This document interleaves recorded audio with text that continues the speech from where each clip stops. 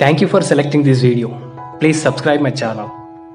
British రాజధానిని కలకత్తా నుండి ఢిల్లీకి ఎందుకు మార్చారు? బ్రిటిష్ ప్రభుత్వం చారిత్రక నేపథ్యం ఉన్న ఢిల్లీలో బ్రిటిష్ జెండా ఎగరేయాలనుకుందా?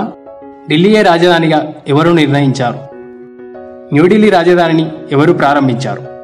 వీటన్నిటికీ సమాధానమే ఈ video. Please watch until the end. British వారు రాజధానిని కలకత్తా నుండి ఢిల్లీకి ఎందుకు మార్చారంటే చరిత్రలో మనకు కనిపించే బలమైన కారణాలు రెండే. మొదటి కారణం, కలకత్తా ప్రాంతం అప్పుడున్న భారతదేశంలో ఒక తూర్పు భాగాన గల పట్టణం.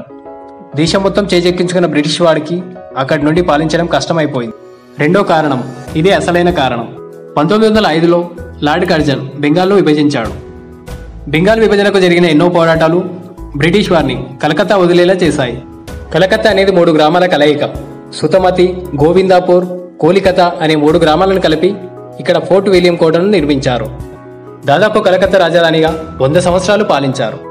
కానీ లార్డ్ కర్జన్ వైస్రాయ్గా ఉన్న కాలంలో బెంగాల్ ప్రాంతం పాలించడానికి కష్టంగా ఉంది అని దీన్ని విభజించాలని నిర్ణయం తీసుకున్నాడు. బెంగాల్ అంటే ఇప్పటి పశ్చిమ బెంగాల్, ఇప్పటి బంగ్లాదేశ్, బీహార్లో కొంత భాగం, ఒరిస్సా, ఛత్తీస్గఢ్లో కొంత భాగం. ఇంత పెద్ద ప్రాంతాన్ని అప్పుడు బెంగాల్గా వర్ణించారు. అతను చెప్పిన కారణం స్వాగతించేది. ఎందుకంటే ఒక పెద్ద సామ్రాజ్యాన్ని పాలించే చక్రవర్తి సైతం సామంతులను నియమించుకుంటాడు.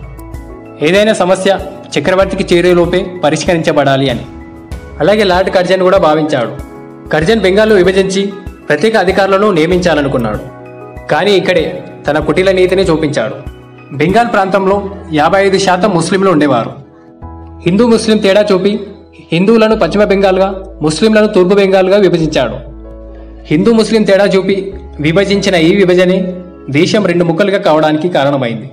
1905 జూలై 19న బెంగాల్ను 2 ముక్కలుగా విభజించాడు. అక్టోబర్ 16న ఇవి అమల్లోకి వచ్చాయి. ఇది బ్రిటిష్ వారు ఏదో కుటిల నీతిని అవలంబించడానికి హిందూ ముస్లింలుగా విభజిస్తున్నారు. ఇది సరైన పద్ధతి కాదు. హిందూ ముస్లింలను కలిపి విభజించండి, కానీ మధ్యలో మతాలను చేర్చవద్దు అంటూ విన్నవించుకున్నారు ప్రజలు. కానీ కర్జన్ పట్టించుకోలేదు. అప్పుడే మొదలైంది బ్రిటిష్ వారికి వ్యతిరేకంగా పోరాటం.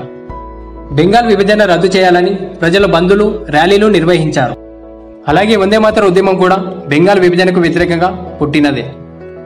వందే మాతరం అంటే నా తల్లికి వందనం అని అర్థం.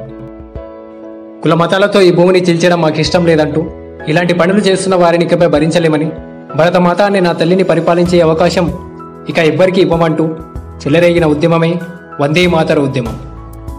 ఈ ఉద్యమంలోనే అమరీంద్రనాథ్ భరతమాత చిత్రపటాన్ని గీశాడు. భరతమాత యొక్క చిత్రం పట్టుకున్న ప్రతి ఒక్కరూ వందే మాతరం, వందే మాతరం అంటూ బ్రిటిష్ వాడి చెవులు పగిలేలా అరిచారు. అలాగే బెంగాల్ విభజనకు వ్యతిరేకంగా చెలరేగిన మరొక పోరాటం స్వదేశీ ఉద్యమం. స్వదేశీ ఉద్యమం అంటే కేవలం భారతీయ వస్తువులను మాత్రమే వాడాలి. ఈ స్వదేశీ ఉద్యమంలో భాగంగానే బ్రిటిష్ వారి వస్తువులు, బ్రిటిష్ వారు ఇచ్చిన బహుమతులు, బ్రిటిష్ వారు ఇచ్చిన బిరుదులు సైతం తగలబెట్టారు. ఈ స్వదేశీ ఉద్యమం కూడా స్వతంత్ర ఉద్యమానికి దారి చూపింది. అలా బెంగాల్ ప్రజలు మొత్తం బ్రిటిష్ వారికి వ్యతిరేకంగా బెంగాల్ విభజన రద్దు చేయాలంటూ పోరాటాలు చేశారు.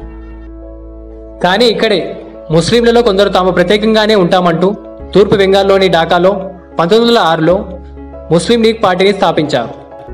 వారు అనేక మంది ముస్లిం సోదరులను కలుపుకొని ప్రత్యేక ప్రాంతంగా ఉండటానికి పోరాటం చేశారు. చివరికి ఇది భారత్, పాకిస్తాన్ విడిపోవడానికి కూడా కారణమైంది. ఒకవైపు బెంగాల్ విభజన రద్దు చేయాలంటూ పోరాటాలు, మరొక వైపు ప్రత్యేకంగానే ఉంటామంటూ పోరాటాలు. ఈ 2 పోరాటాల మధ్య బెంగాల్ ఎన్ని నిద్రలేని రాత్రులు గడపాల్సి వచ్చిందో. 6 సంవత్సరాలు ఈ ఉద్యమాలు నడుస్తూనే ఉన్నాయి. కానీ కొత్తగా నియామకమైన వైస్రాయ్ లేదా గవర్నర్ జనరల్ లార్డ్ హర్డింగ్ బెంగాల్లో జరుగుతున్న పోరాటాలు, నిరసనలు చూస్తూ ఉండలేకపోయాడు.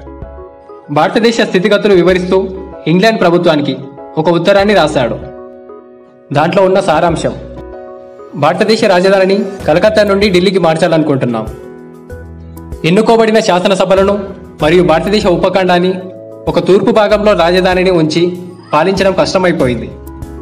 ముఖ్య కారణం ఏంటంటే బెంగాల్ బ్రిటిష్ వారికి ఎన్నో విధాలుగా సహకరించిన ప్రాంతం.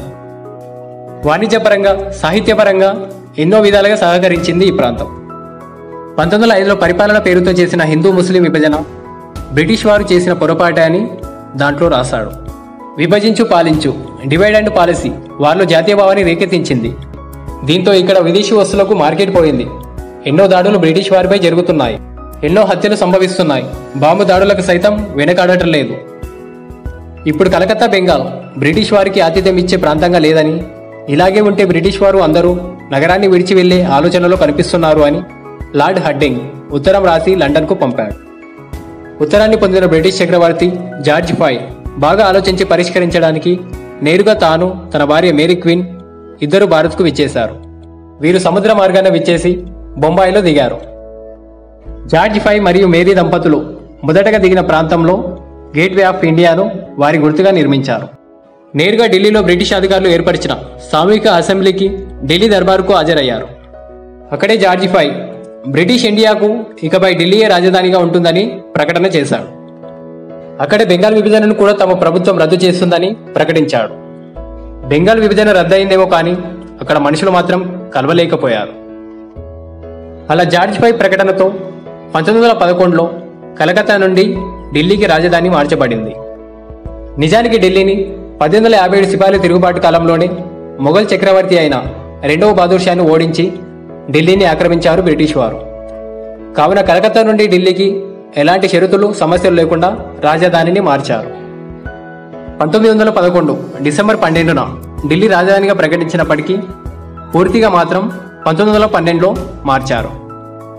రాజధాని అయితే మార్చారు కానీ వారి సౌకర్యాలు తీర్చుకోవడానికి సరైన నిర్మాణాలు లేక కొత్త నిర్మాణాలను నిర్మించడానికి ప్రపంచ ప్రఖ్యాతిగాంచిన బ్రిటిష్ వాస్తుశిల్పి సర్ ఎడ్విన్ లూటియన్స్ మరియు సర్ హెర్బర్ట్ చెకర్తో కొత్త ప్రాంతాలు నిర్మాణానికి పూనుకున్నారు. ఈ నిర్మాణాలు 4 సంవత్సరాలు పూర్తి చేయాలనుకున్నప్పటికీ మొదటి ప్రపంచ యుద్ధంతో ఆలస్యమై 1931లో ఇవి నిర్మాణాలు పూర్తయ్యాయి. సర్ ఎడ్విన్ లూటియన్స్ నిర్మించిన ముఖ్యమైన కట్టడాలు పార్లమెంట్ భవనం, రాష్ట్రపతి భవనం మరియు హైదరాబాద్ హౌస్, అలాగే ఇండియా గేట్. ఇవన్నీ నిర్మాణాలు 1931న పూర్తయినందున వీటిని అప్పటి వైస్రాయ్ లార్డ్ ఇర్విన్ ప్రారంభించాడు. న్యూఢిల్లీకి పునాది వేసిన వారిగా జార్జ్ ఫై కీర్తి పొందగా, న్యూఢిల్లీ ప్రారంభకుడిగా లార్డ్ ఇర్విన్ భారతదేశంలో చెరిగిపోని చరిత్రను రాసుకున్నాడు. రాజధానిని కలకత్తా నుండి ఢిల్లీకి మార్చడానికి బెంగాల్ విభజన ఒక కారణమైతే, రెండవది ఢిల్లీ అప్పటి భారతదేశంలో మధ్య భాగంలో ఉండటం, అలాగే దీనికి చారిత్రక నేపథ్యం ఉండడం కూడా బ్రిటిష్ వారిని ఈ ప్రాంతం ఆకర్షించిందని చెప్పవచ్చు. మహాభారతంలోనే ఢిల్లీకి ఒక చరిత్రే ఉంది. పాండవుల రాజధానిగా అప్పుడు ఈ ప్రాంతాన్ని ఇంద్రప్రస్థానంగా పిలువబడుతున్నట్టు చెప్పబడుతుంది. అలాగే రాజపుత్ర రాజులకు సైతం రాజధానిగా ఉన్నట్టు చెప్పబడుతుంది. అలాగే ఇస్లాం రాజులకు కూడా 665 సంవత్సరాలు ఢిల్లీయే రాజధాని. ఢిల్లీ అనే పేరు రావడానికి అనేక కారణాలు ఉన్నాయి. అనేక కారణాల్లో ఒకటి, మౌర్య సామ్రాజ్యంలో దిలు అనే రాజు ఉండేవాడని, అతని పేరు మీదుగానే ఢిల్లీ అనే పేరు వచ్చిందని చెప్తారు. మీకు తెలిసిన ఢిల్లీ పేరు వెనుకల ఏదైనా చరిత్ర ఉంటే కామెంట్ చేయండి.